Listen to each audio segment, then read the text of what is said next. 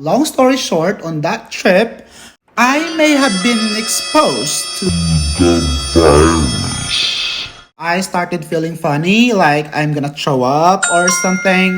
Like I have headache, I have fever, I have chills, and of course I get paranoid. So I checked the symptoms for COVID, and it looks like I have almost everything.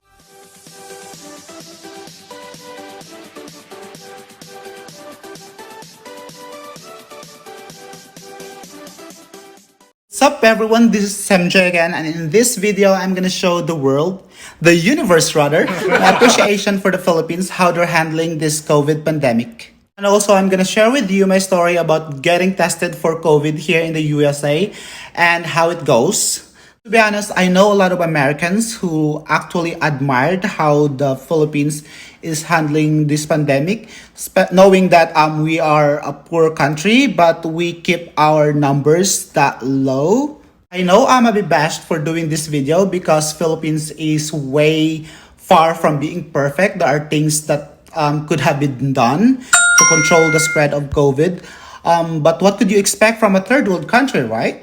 One thing I'm pretty certain about is that if Philippines was not doing those ECQ, GCQ, and controlling the number of passes who could leave the household and doing those checkpoints, our numbers could have been worse.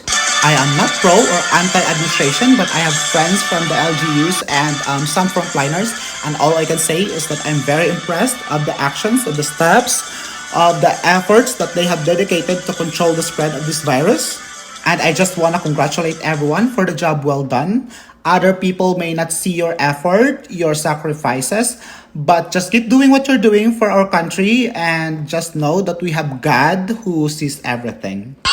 Now, let's get to the story on how I get exposed on this virus. So 2 weeks ago, me and my friends went to Georgia. My crazy friends who are very addict on the series The Vampire Diaries. We actually went to the shooting location of the TV series in Covington, Georgia. And of course, when we go and see places, it's very impossible not to meet strangers, right? We were very careful the whole time that we were there. We wear our mask and we kept our distance. Like, pretty much everybody's doing the same thing. But long story short, on that trip, I may have been exposed to the virus.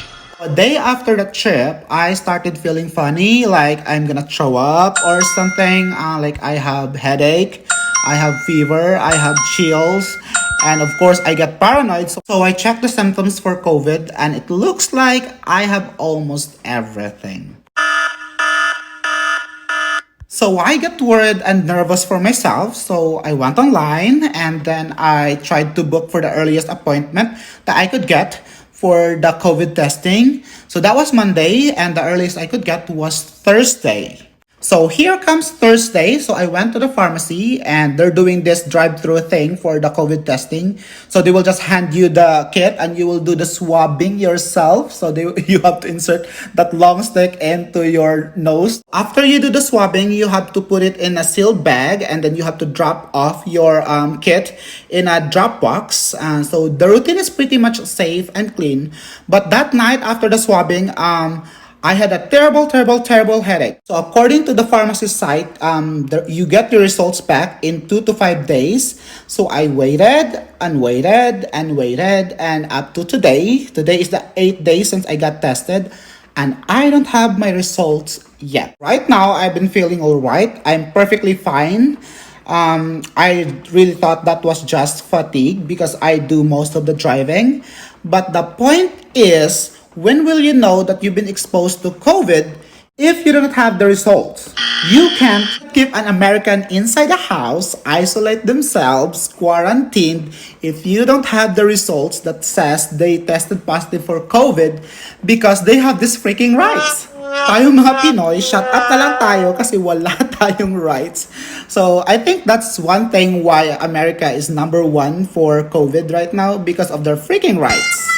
And also, they have to get better on the testing because obviously their system sucks. I mean, not all states are doing unsatisfactory on the testing. Some states are doing better than the others. But oh my God, North Carolina? Really? Magaling na yung mga pasyente ninyo bago pa nila makuha yung result. You have to do better than that.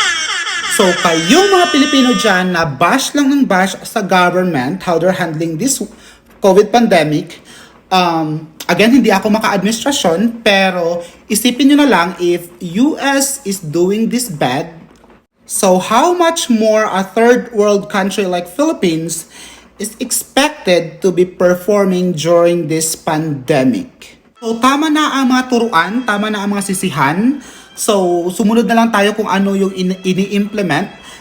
Kasi please know that this battle is not just mine, not just his, not just the government's, but this is all our fight and we are in this together. This is MJ again, and always remember to live more, worry less. Bye for now.